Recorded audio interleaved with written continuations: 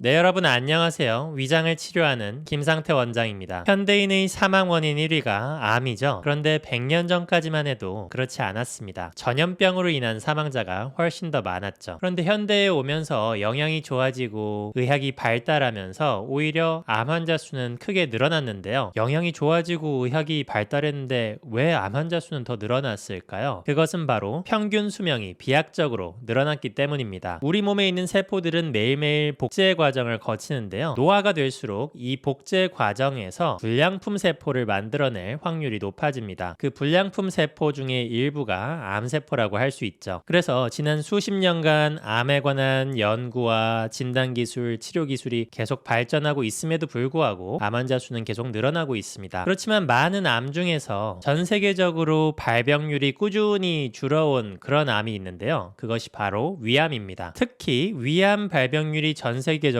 확 내려가게 된 계기가 있었는데요. 그것은 바로 냉장고의 보급입니다. 왜 냉장고가 발명되고 보급된 다음에 위암 발병률이 드라마틱하게 내려갔을까요? 그리고 한국은 냉장고가 보급된 지 상당히 오래되었는데 왜 여전히 위암 발병률이 세계 최상위권을 차지하고 있을까요? 이 영상을 통해 그 이유를 확인하시고 위암을 예방하기 위한 가장 중요한 지식을 알아가시기 바랍니다. 자, 먼저 첫 번째로 왜 냉장고가 발명된 뒤에 위암 발병률이 크게 줄었을까요? 위암은 소화기계의 암입니다. 무엇을 먹느냐가 굉장히 중요합니다. 물론 많은 암들이 뭘 먹느냐가 중요하지만 예를 들면 폐암 같은 경우 엄청나게 공기가 안 좋은 나라에 사는 사람이 뭘 좋은 걸 먹고 나쁜 걸 안 먹어서 예방하려고 해도 하기가 어렵겠죠. 공기 자체가 나쁜 걸 어떻게 하겠습니까? 그런데 위암 같은 경우는 혹은 대장암 같은 경우는 무엇을 먹느냐가 굉장히 중요하기 때문에 사실 이것을 알면 예방할 수 있는 확률이 확 올라갑니다. 그럼 냉장고가 개발된 뒤에 좀 더 신선한 음식을 먹게 되어서 위암 확률이 내려간 것이 아니냐 그렇게 생각하실 수 있는데 그것도 어느 정도는 맞는 말이지만 더 중요한 것이 있습니다. 위암을 특히 유발하는 것으로 알려진 식이 요인으로 고염 식이, 즉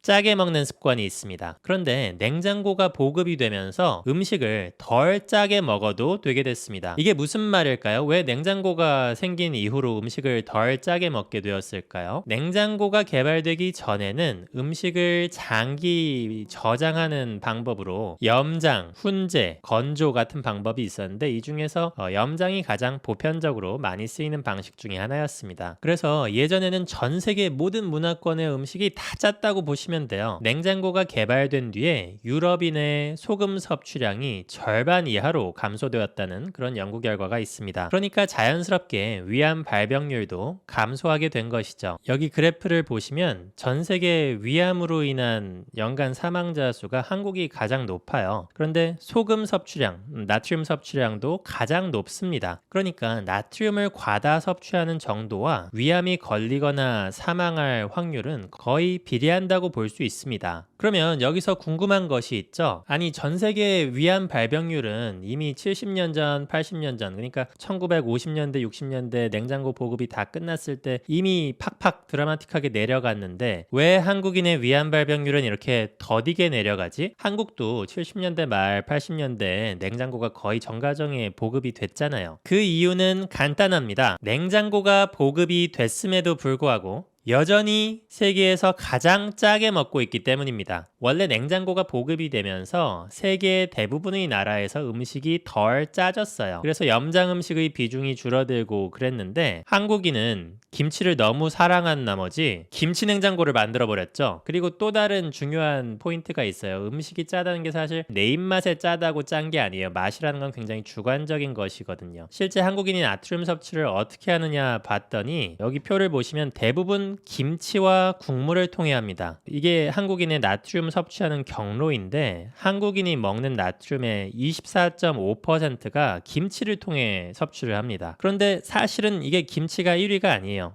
왜 그럴까요? 2위부터 4위까지를 보시면 2위가 국수인데 한국인이 먹는 국수가 대부분 국물이 있는 국수예요. 그러니까 칼국수, 냉면, 라면, 짬뽕 이런 것들이죠. 그러니까 국물 요리입니다. 쉽게 말하면. 그 다음에 3위 수프. 이게 이제 일반적인 국을 말하는 거고 4위가 stews인데 스튜가 이게 찌개예요. 찌개. 김치찌개, 된장찌개 이런 것들. 그러니까 2위, 3위, 4위가 다 국물 요리고 이것을 합치면 30%가 넘습니다. 그러니까 한국인이 섭취하는 나트륨의 30%는 국물 요리에서 오고 25%는 김치에서 오는 거예요. 여기에 이제 한국인이 그렇게 짜게 먹게 되는 비밀이 있는 겁니다. 우리가 보통은 짜게 먹으면 어때요? 물 찾잖아요. 어우 짜다 하면서 물 찾잖아요. 그런데 국물을 먹으면 애초에 소금과 물을 같이 먹는 거라서 실제로는 이만큼 짠 음식인데 나는 그것을 미처 인지하지 못하고 한 이만큼 정도 짜다고 생각하고 그걸 다 들이키게 됩니다. 그래서 그 국물 요리의 비중이 높은 것, 이것이 한국인의 고염 시기의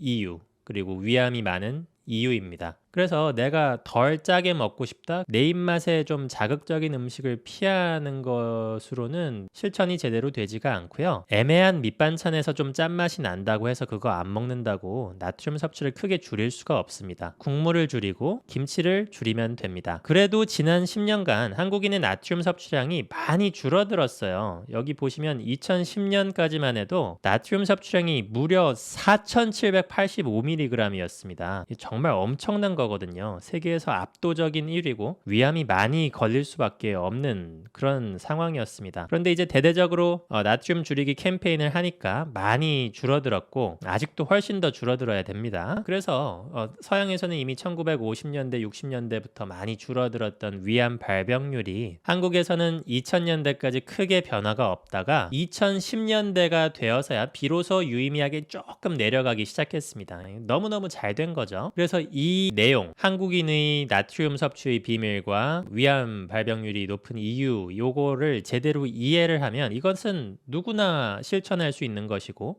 단순히 짜게 먹지 말자 이런 게 아니라 어떤 특정 음식군이 한국인 나트륨 섭취의 비밀이다 이런 내용이니까 이걸 일상에서 적용하면 누구나 위암 발병률을 크게 낮출 수가 있다. 그래서 뭐 가족이나 가까운 지인 중에 몇 끼 국물 다 드시고 김치 한 접시씩 비우시는 분이 있다면 이 영상을 공유해 주시고 그래서 우리 한국인의 위암 발병률을 다 함께 더 낮춰보도록 합시다. 그리고 만성 위축성 위염이나 장상피화생 진단 받으신 분들은 더욱더 철저하게 음식 관리를 하시고 적극 치료 및 관리를 하시기 바랍니다. 이상 잠실의 진료실에서 김상태 원장이었습니다. 감사합니다.